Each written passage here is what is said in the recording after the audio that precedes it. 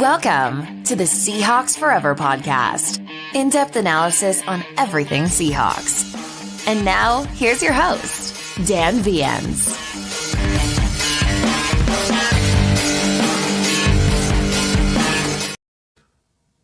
Head on over to BetUS, sign up today, and you can still take advantage of this deal through the last 2 days of February. This thing ends in about 36 hours. Get 150% sign-up bonus on your first deposit, 125% on your second and third deposits using the promo code.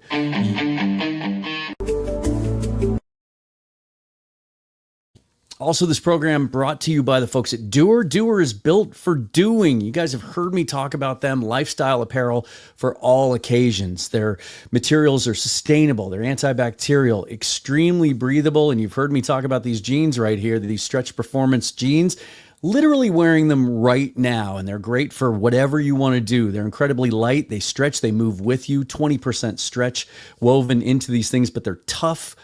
Remember, Doer is built for doing. Flagship stores in Los Angeles and Denver, or you can shop online at shopdoer.com. And right now, for being a viewer or listener of this program, they will give you 20% off your first order at www.shopdoer.com/forever. That's shopdoer, DUER.com/forever. All right, you guys, welcome in.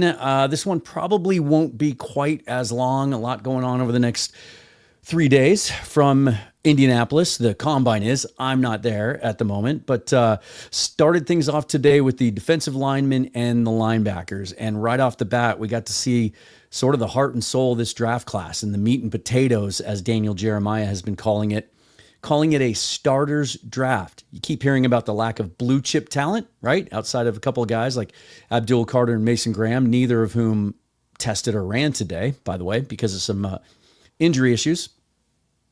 But starters littered all throughout this draft. DJ said he has 27 starter grades on defensive linemen alone in this draft. It's about double what he had last year. And he said that's more typical, usually in the 15, 16 range. He's got almost 30 this year. And you could see that today on the field. So I thought what we would do is I would just kind of give you, I've got a list of superlatives, but couldn't fit everybody in there because of the strength of this class and just the overall talent and skill level, especially from the edge and the defensive tackle classes. It's a trench draft. Right, we're gonna have to wait till Sunday to see the offensive linemen. Everybody in Seattle is going to be watching that closely, but everyone around the league too, because they all saw what the Philadelphia Eagles did on their way to winning a championship on both sides of the ball. And you know, we talk all the time about how the NFL is a cyclical league, right, and a reactionary league. And for a while, offenses becoming as dynamic as they were and built off of speed and quickness and running a bunch of different receivers at you from all different angles. Defenses kind of got smaller, lighter, faster, not as many guys in the box, more too high, right? And so what is the pendulum done now? It's swung back over the other way where we're going to be physical. We're going to hit you in the mouth. We're going to run the football. And, you know, that's where the Seahawks are at the moment, right? Trying to make that transition. But so is the rest of the league, which makes it a little frustrating. Let's be honest, that the Seahawks, because they didn't take care of this over the last 4 or 5 years, are now sort of behind the 8 ball with everybody else. Everyone's chasing the same guys. Fortunately, though, this is the year there's enough to go around. Everyone can improve themselves on the offensive line and the defensive line out of this draft. It's just a matter of fit. And there are so many dudes in this draft. If you think you're in love with the guy and the Seahawks don't take him, don't fret, because there might be another guy that you're not that familiar with that's just as good a player. You know, we keep hearing about how from 20 to 60, the talent level in this draft across a bunch of positions is pretty equal. Ian Rappaport just said yesterday, or Adam Schefter, from 10 to 35, he said, is equal. So not a great year to be drafting at the top of the draft, but sitting where the Seahawks are at 18 could be really advantageous. And I think what you're going to find, because I'm already feeling this way, as much as I haven't done a mock draft yet where I trade down, this might be the year to look to do that, because you want to take as many bites at the apple as you can from these trench groups There's a bunch of guys that I like, and we'll get into that in just a minute. Before we do, subscribe to the channel if you haven't already. Hit that thumbs up button, really helps the video and helps the channel, and hit that bell button for notification of all future episodes. Shout out to BetUS for sponsoring the program. And all the other ways that you can support me and the channel are listed down below with links included. We'll get to your questions, comments, and your takes, guys, that stood out to you. But first, before I show you my list of superlatives, the way that I approach the combine every year, and one of the reasons I look forward to it this year more than ever, because I got the experience of being in Mobile and getting to see, 120-ish, 130 players. It was something like 133 or 134 on Tuesday, and then some guys opted out and some guys got nicked up. Got to see them up close, really sort of fast forwarded, draft prep. There's nothing that replaces seeing players in person. And the combine's the same way. And in past years, I've sort of let the combine speak to me. And, I'm borrowing a phrase from John Schneider the other day where he said, when it comes to drafting a quarterback, he wants the draft board to speak to him. But what I mean by that is every year there's players that I'm not very familiar with. And honestly, in some cases, players I've never heard of that jump out. And then what? And then you go back to the tape and you get to know them a little better. Does the production on the field and the performance on the field match some of the traits and skills that I just saw on the field in Indianapolis? And what's remarkable about that is even Jeremiah himself, lead draft analyst for NFL Network, said the same thing today. Like there were a couple of guys today that he said, now I'm really anxious to get back and dig deeper on that prospect and see if I can find out more about him, which is remarkable considering how much work he does year round, certainly leading up to the combine. A couple of good examples last year. Cole Bishop, safety out of Utah, was a player I wasn't that familiar with before the combine. Really loved his game. He ends up going in the second round at Buffalo, and by the end of the year, he got into the lineup and did some cool things.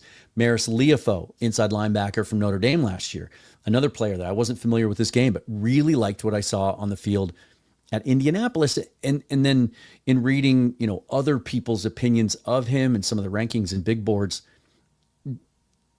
had a lot of analysts knocking him and not very high on him.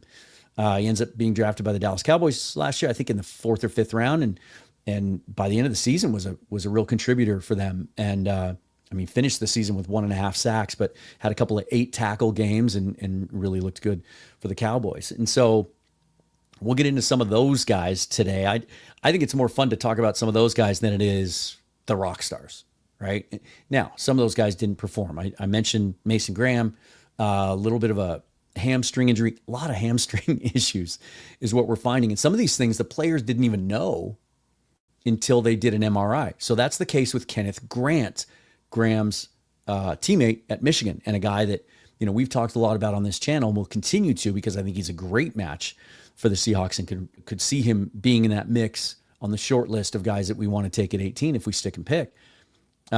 He was ready to blow up the combine, dropped some weight. He was listed at 335, 340. He was closer to 330 today and was expecting to run a sub 5-second 40. He said his goal was 4.8. He's been on Bruce Feldman's freak list the last 2 years. And we were all anticipating seeing that today. But then yesterday in the medical testing, when he got an MRI, it showed a slight hamstring strain that he didn't even know he had. And so decided, to be cautious and not perform today. So we didn't get to see him. Some of the other players today, because of nagging injuries, things that they just didn't want to risk pushing. Carson Schwessinger, the outstanding inside linebacker out of UCLA. Now he did some of the jumps, and he weighed in at 235, I think, which was heavier than he'd been listed at UCLA. Closer to 222, 223. So that's a really good weight for him. Mike Green, another guy, I think it was a hamstring with him as well, not working out. He's someone that everybody anticipated being one of the rock stars of the combine if he had tested. Cody Lindenberg is a guy that I mentioned on my watch list heading into the combine that I wanted to watch to see some of the athleticism and whether it matched up with the length and the size and his ability to stack and shed and be a box linebacker, could he show some things on the field in the drills that gave us some hope that he could get out and cover and do some of those things in space. He was banged up, didn't do all of the testing. And then even a guy like Shamar Stewart, who in the morning took everything by storm, 40.5 inches in the vertical, a 10-11 broad jump, and then he goes out and runs a 4.6 40. Let me confirm that. Where are we at with Shamar Stewart? 4.59. But on that first 40 attempt, felt a tweak in his hamstring and was advised not to do any more testing. So kind of cool when it comes to that. I think the stat of the day is both Shamar Stewart and Landon Jackson, the big edge out of Arkansas, who had another great day, both went 40 inches in the vertical jump. They both weigh over 260, although Shamar Stewart was down to 264 after weighing in at 281 at the Senior Bowl. Really wanted to run that sub 4.6 40. I could anticipate him putting some weight back on now once he actually starts playing football again. But those two guys, only 4 times in the history of the NFL Combine have players over 260 pounds jumped 40 inches in the vertical. And that was Landon Jackson. Shamar Stewart makes up 2 of the 4. And then Myles Garrett and Mario Williams, like 2 number 1 picks. So really, really elite company there for those 2 and their explosion. And Jackson just looked great in everything. He's not someone I put on my list just because he was so obvious. But he was one of the stars of the day for certain. Now, before I move off of him, I do want to say one thing about Shamar Stewart. Because he's one of these guys that is extremely polarizing with Twitter draft, the Twitter draft community and draft fans. There are fans out there who have, it doesn't take much. Tweet anything about Shamar Stewart and how good he looked today or how much you'd like your team to draft him, and you'll get a bunch of replies about, nope, there's no production, only a sack and a half last year at Texas A&M, only 4.5 career sacks. They showed the split screen today with Myles Garrett versus Shamar Stewart, and like physically, length, all the specs, the testing is almost identical. But Myles Garrett had like 32.5 sacks in his college career. Shamar had 4.5.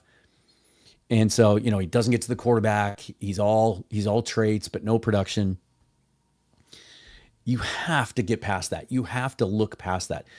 Unless or until you know how a player is used and what he's asked to do, look at that entire defensive line. Shamar Turner, 1 sack. Nick Scorton, who was up until recently talked about as a first-round draft pick, 4.5 sacks. And Shamar Stewart, 1.5 last year.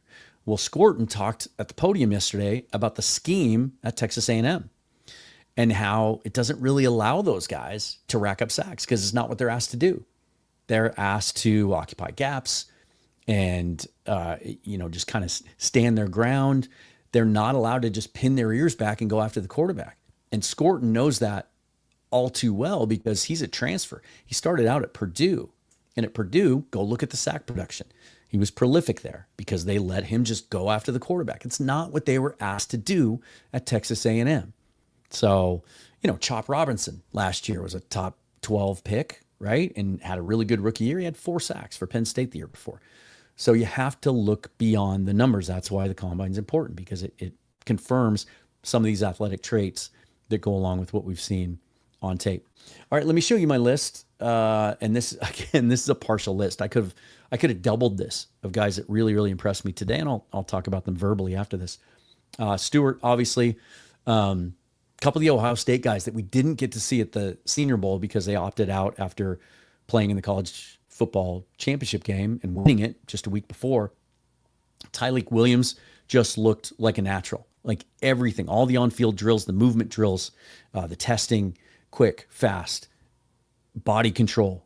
And, at his size, let's see what his official measurements were. So Tyleik Williams checked in at, come on now, where is he? Can't find him. That's cool. Maybe they consider him an edge on NFL.com. That's weird. Can't find him. But I think he's 315, 317. Interior defensive tackle for Ohio State. Just really looked the part, solidified his standing. He should be a first rounder all day long. Really like what I saw out of him. His teammate, Jack Sawyer. This is one of the guys that Bryce and I talked about the other day, because the knock on him, he's known as a gritty, hustle, effort player. Rugged is a word that Daniel Jeremiah used. But is he a twitchy enough athlete? Does he have enough pass rush moves? Does he just get by on power? He's a lunch pail carrying blue collar type that you like, but does he have those explosive traits? I thought he was great today. He ran, let's go back and see what his 40 is today that he checked in at. And man, I don't know what's going on with NFL.com. I'm not seeing these players on their combine tracker. Sorry, guys. But his testing was outstanding. Let me see if I have it in my notes. And I don't. But he looked explosive. He ran a better 40 than I think any of us were expecting. I think it was in the 4.6 range.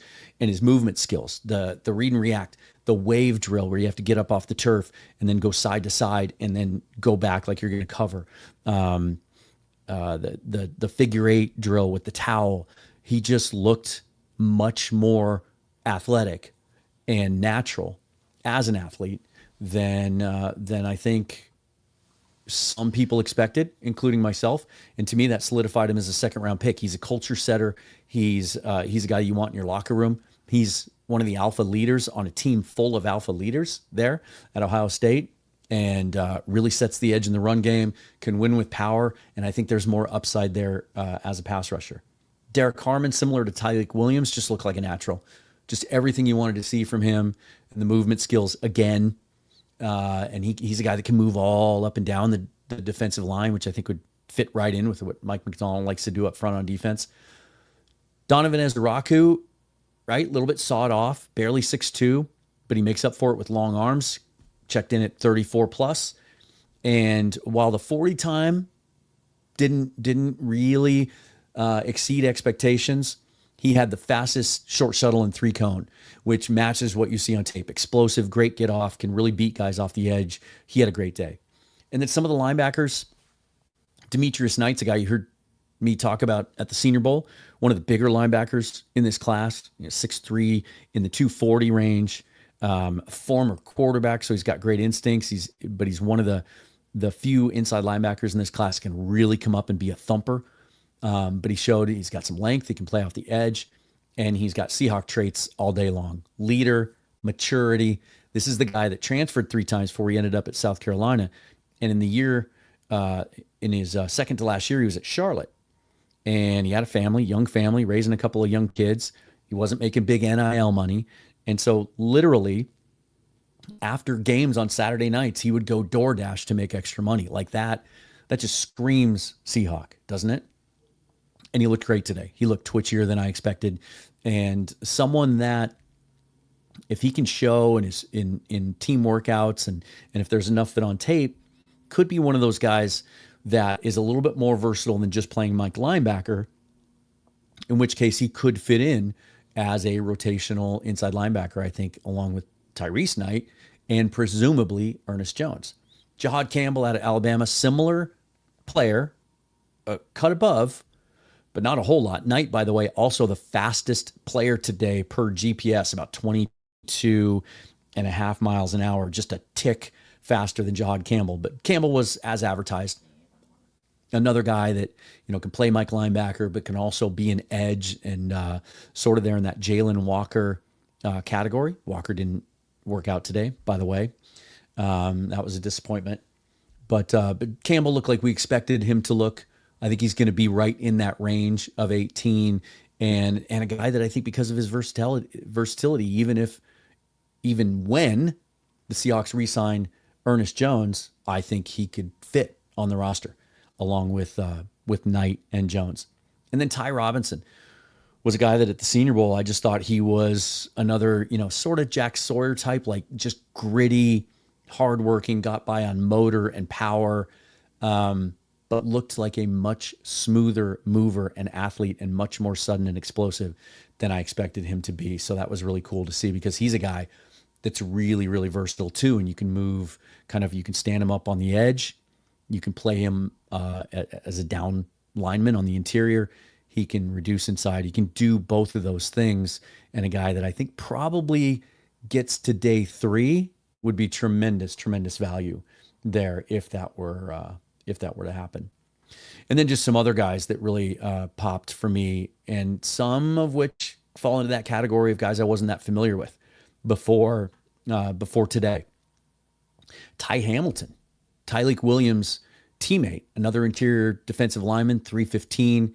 Lots of 300+ pound defensive tackles in this class, which we haven't seen in the last 5 or 6 years. It's been a problem. If the Seahawks are really hunting for that guy, maybe a guy that can play that's a little bit more natural fit, playing over the center as a true nose to kind of free up Byron Murphy a little bit to move around and be more versatile. This draft is littered with them, except they're guys that are 315, 320, 325 that can move too, have some quickness. Jamari Caldwell out of Oregon had a good day as well. But I thought Hamilton, for a guy that I wasn't familiar with, because there's so many other names on that Ohio State team, I need to go back now and watch the tape on him to see what he offers. Thought Josh Farmer out of Florida State followed up a good Senior Bowl week with a really good combine today as well. And then some really under the radar guys that, again, get lost with all the names. Another huge class of defenders, especially coming out of Georgia. And then we're going to see a bunch of their interior offensive linemen on Sunday as well. But Tyrion Ingram Dawkins, the guy I'd never heard of, I thought he looked really good today. I need to go watch the tape on him. And then some of the fun players, right? Talked a lot about J.J. Pegues coming into this day out of Ole Miss, the defensive tackle. Another guy, 6'2", 315. I've likened him to, kind of reminds me of Rocky Bernard. And then Bryce the other day said Brandon Mebane a little bit, kind of looks a little squattier, but incredibly athletic, really quick. You see that on tape. He can penetrate, but he can also occupy blocks, right, and fill gaps. But used as a wildcat quarterback and a fullback, catching passes out of the backfield, and as a short yardage guy at Ole Miss, had 7 rushing touchdowns last year and looked legitimate doing it. Well, teams asked him to stay after today and work out as a fullback. And there's video out there of him doing that. It wasn't on the TV version, but there's video out there of him catching passes, running wheel routes, running little delay and safety routes, and looking really natural doing it. So for a team that just hired an offensive coordinator that likes to use a fullback, and for a team coming off a year in which they really struggled on short yardage and in the red zone, what a great fit he might be, because he's a legitimate rotational defensive tackle in my mind, but also a guy that can help you on offense as a big bruising like lead blocker or short yardage fullback. That's a lot of fun. That's really, really exciting to me. And then I'll give you another one too. Another guy that started out at Texas A&M as if they didn't have enough talent, and then transferred to Syracuse. Fadil Diggs, edge player, long, really lean, really sudden, and a guy that I need to go back and study more now because I liked what he saw. He was fast. He moved naturally, quick, liked his get off, liked what he did in the bag drills. And he's a guy, anytime you're talking about potential Seahawk prospects, you're looking for those leadership qualities, right? 2-time captain at Texas A&M before he transferred to Syracuse. So another guy that I really want to look closer at. And then let's get into the linebackers a little bit, because this class has been ripped. Not a good inside linebacker class, outside of Jahad Campbell and maybe Demetrius Knight and Schlesinger. But man, I thought most of them had good days. I talked to you about Jeffrey Bossa before with what I saw at the combine. He checked in at 232, about 10 pounds heavier than he was in Mobile. I think that's important because it didn't look like he lost a step in adding those 10 pounds. And he's a rocked up, ripped guy anyway, like a guy that, you want getting off the bus. But a guy that's going to need to play weak side linebacker because he can cover. He played Mike at the Senior Bowl and a little bit at Oregon as well.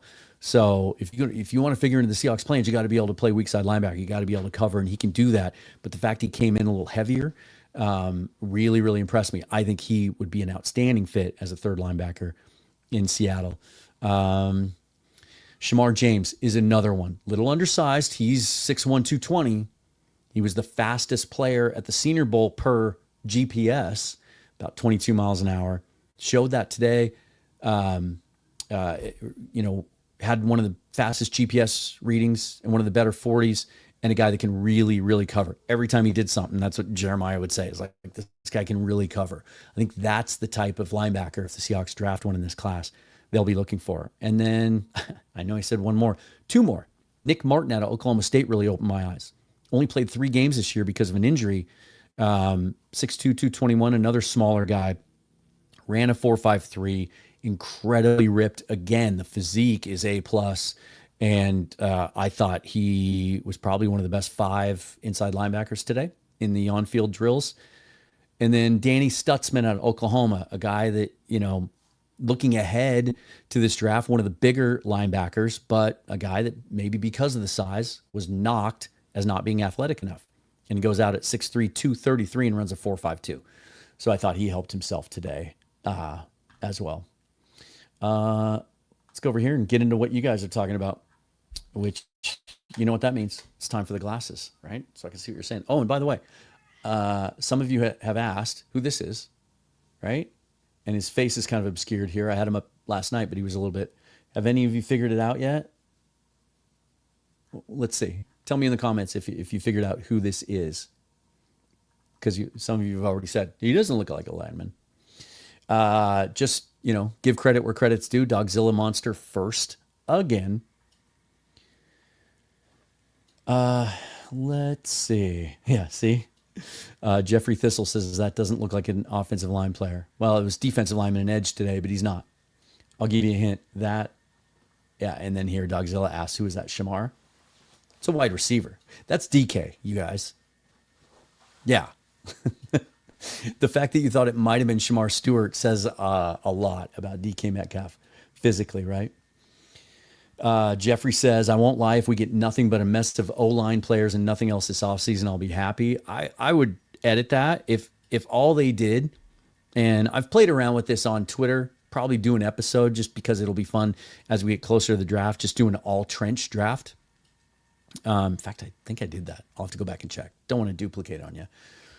But yeah, that's what the Seahawks need the most, and it's what this draft is offering up this year as its strongest positions. So my philosophy is always, while you always want to take best player available and the player that you think has the most upside will have the best career, tap into the strongest positions in a draft.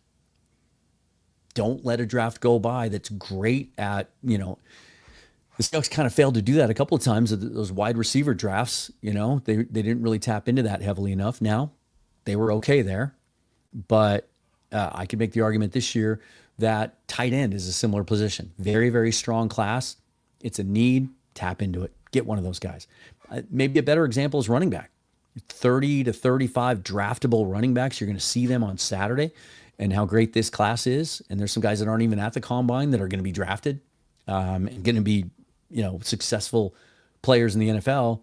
You would look at the Seahawks and look at their running back room and think they don't need one. But in a class this good, tap into it. Get one of those guys. You have to keep stacking, right? Strength on top of strength on top of strength. That's what Howie Roseman believes in, and that's why the Eagles roster is built the way it is, and it's why they now have another Lombardi trophy at their headquarters. Let's see what else we got from you. Yeah, Dogzilla says if BPA at O-line doesn't fall till 18, then may as well go real BPA. And also, take a moment and pause anytime you're thinking about the 18th pick, because a lot's going to happen between now and the end of April, right? We have 2 full months before the draft. The Seahawks roster today is not going to be the roster that it is at the end of April. And so if they go out and address offensive line in free agency, and then coupled with some of the guys they've drafted the last couple of years, especially last year, guys that fit the outside zone scheme, Christian Haynes is going to be one of those 5. I'm convinced of it. We know we have 2 healthy tackles now that Dave Lucas is 100%. So it's the idea of drafting 4 offensive linemen to me would be a gross misuse of draft resources, because not only can't all those guys play, but they won't even all make the roster because Christian Haynes is a starter. So Tao Lamea has starter upside. Jalen Sundell, who I talked about yesterday, I think if they don't get a significant free agent veteran center, I think Sundell beats out Oluwatimi. He's a much better, he's an elite athlete for the center position. Like his RAS score is 9.5, 9.6.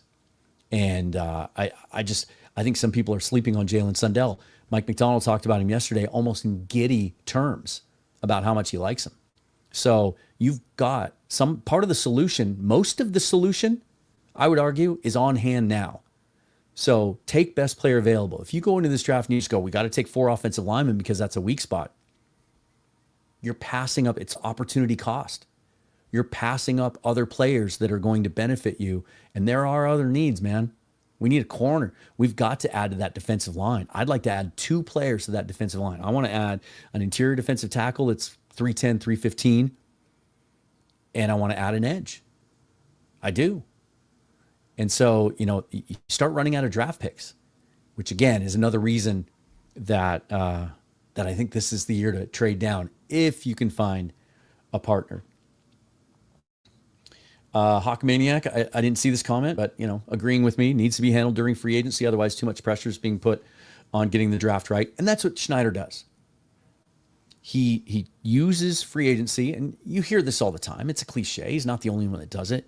You sign free agency for need, and you draft for upside and for the future, and for you're looking for stars.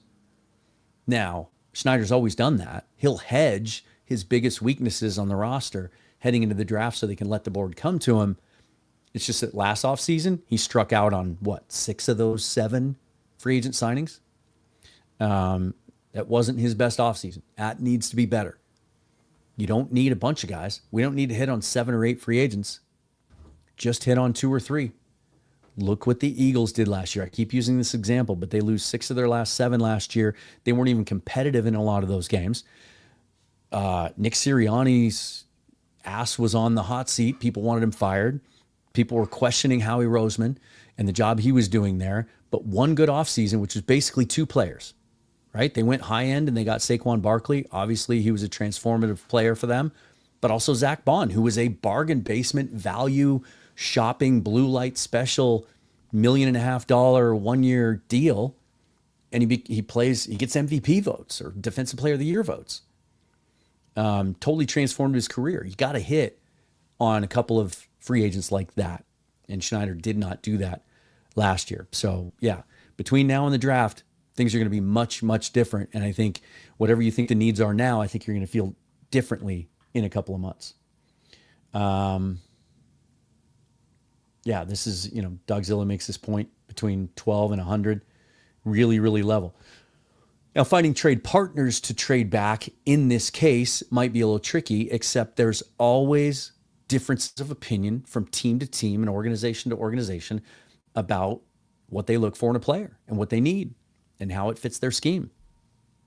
And so if the Seahawks are sitting there at 18 and there's a player on their board someone wants to come up and get because they think he's a perfect fit, and the Seahawks don't have him high on their board and there's good value for trading down, then I do think that makes sense. The fact that there's a lack of blue chip players or that by 18 maybe the first round grades have run out, I don't think that means much. It's all about fit. And there are enough teams, and I'll once the combine's all wrapped up, I'll do an episode on looking at the trade charts and finding 4 or 5 trade partners that make sense and match up on those value charts. There's enough of them this year that do match from a need and pick standpoint that I think there will be opportunities to trade back this year and get some more bites at the apple if they choose to. Dominic Scott said Barron Sorrell, David Walker, and Swinson looked like great fits for this team. I like them as mid-round option prospects. The idea of Sorrell getting back with Murphy and getting that chemistry would be great. Yeah, those are other guys. And I'm glad you brought them up, especially David Walker, because I loved McDonald's comment yesterday that in his scheme and the way that he likes to deploy his defense, that he referenced he said it doesn't require cookie cutter defensive players. We don't need to have that nose tackle that's 6'4", 330 pounds with 34-inch arms, and then an edge that's 6'6" and 285 with 34 inch. He can, because of how he likes to use his players and move them around, and how much he values versatility, that it opens the door for a guy like David Walker, Central Arkansas, 30 sacks in his career. But a guy that makes up for that lack of height with length and burst and quickness and speed. Only 6'1", 263, and arms are a little bit short, 32 inches, but 4.69 in the 40-yard dash, a 1.65 10-yard split, 35-inch vertical jump, a 9 broad jump, 7.15 in the 3-cone. So he showed off the quickness and the agility and the short area lateral movement that you would expect when you watch the tape and you see him beating guys off the edge. And then Barron Sorrell's a guy that I need to watch more tape on too. He, to me, didn't really stand out and grab my attention at the Senior Bowl, but then he was voted by his teammates as each team at the Senior Bowl always votes on like who stood out the best at each position group, and they voted him as the best edge player on their roster. And you're right, he looked really good today. Really thought, anytime you can match guys up with, put teammates back together. But speaking of Murphy and former teammates, Alfred Collins, who's a much bigger dude, I thought he moved exceptionally well. And another one that I would have wanted to mention. Let me see here if I can find his testing. And nope, don't know why. Maybe they just haven't posted it yet because it's not finalized. But he's a little bit rare in the size aspect, almost Deion Walker category, but I think much stronger base than Walker. And by the way, Deion Walker, if some of you are curious, I didn't think he looked good today at all. He's a guy that honestly I wouldn't have on my draft board. Let's see, guys. Always good to see Shane here with the time difference in Australia. So these later night lives, he's been able to jump in there. Really appreciate all of his support, and he's always messaging me with nice thoughts about shows. So good to see you, Shane. You can tell the time difference because he's saying good morning. Couldn't handle NFL Network's overwhelming adverts during the Combine Live. Here's what I would have to say. Oh, and then I had missed this. But there's Shane asking about Alfred Collins. So there you go. I already beat you to it. Here's what I want to say about the NFL Network broadcast. And I tweeted this out shortly before I went live. I really miss Mike Mayock. To me, I know the Combine has grown to the point that it's entertainment now. The ratings are much higher. More casual fans are tuning into it, where it used to be a very, very exclusive thing. I mean, there was a time when the media wasn't even involved in the building. And so none of this stuff, there was no video and none of it ever got out. But it's become so popular that they even tried moving it to prime time a few years ago, if you remember that. Coaches didn't like it. Players didn't like it. There was too much time during the day, waiting around and kind of getting ready. And then it was late at night by the time some of these guys ran. But it's still a nerd convention, right? It's about pure football skills and testing. And I felt like when Mayock was there, I love Daniel Jeremiah and I love the work he does. But to me, I'm kind of over Rich Eisen as the lead host. I love the work Rich does on his podcast. He's phenomenal. He's a legend.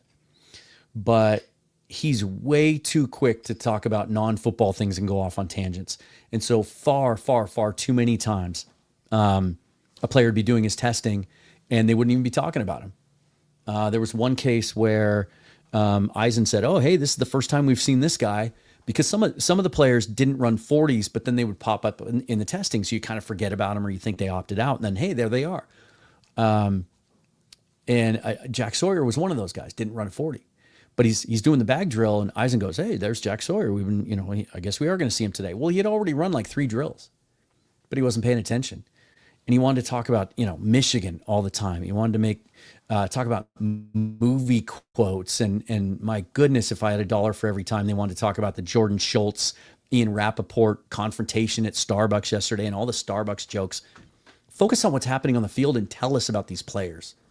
And I think Jeremiah kind of gets sucked into that, and he lets Rich kind of take it that direction, where I felt like Mayock was much more meat and potatoes. Like, he didn't want to let a player go by without letting you know how he thinks he's doing in that moment and what he thinks of his game. And so I just feel like the verbal analysis this year just wasn't as valuable as it's been in the past. And that was a real bummer for me.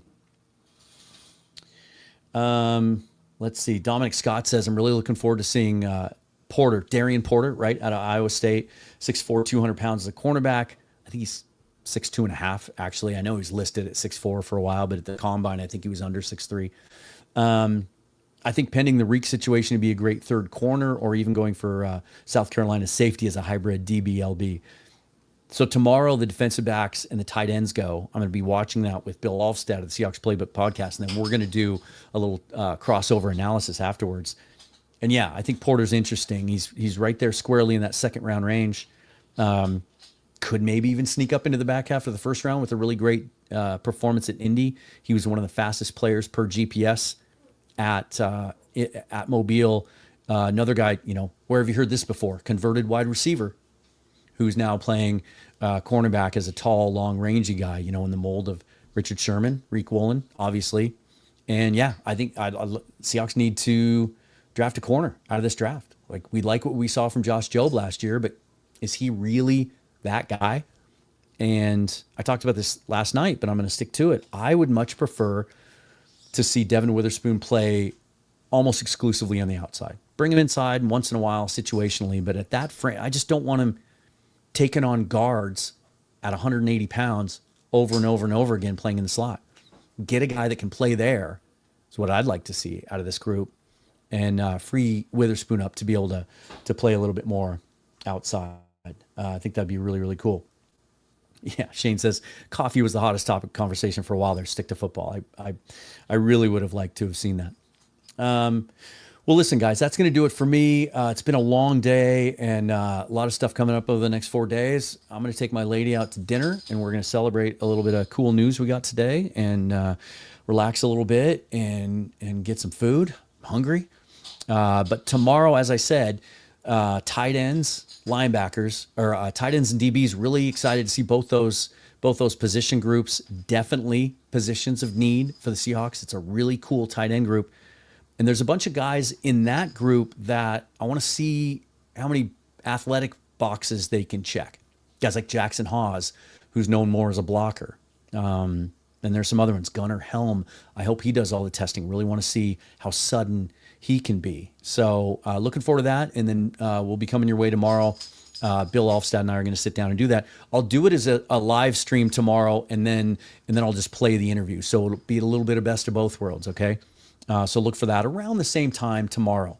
This seems to be, it seems like kind of 5 o'clock to 7:30 here Mountain Time is when, there's the most demand for internet around here. And so things are a little sketchy, but it looks like things went off pretty well today, although it says my connection's unstable right now. So good time to check out. Follow me on Twitter and Blue Sky at Seahawks Forever. Subscribe to the channel, of course. Hit the bell so you're always notified of live streams, and anytime I upload a new video.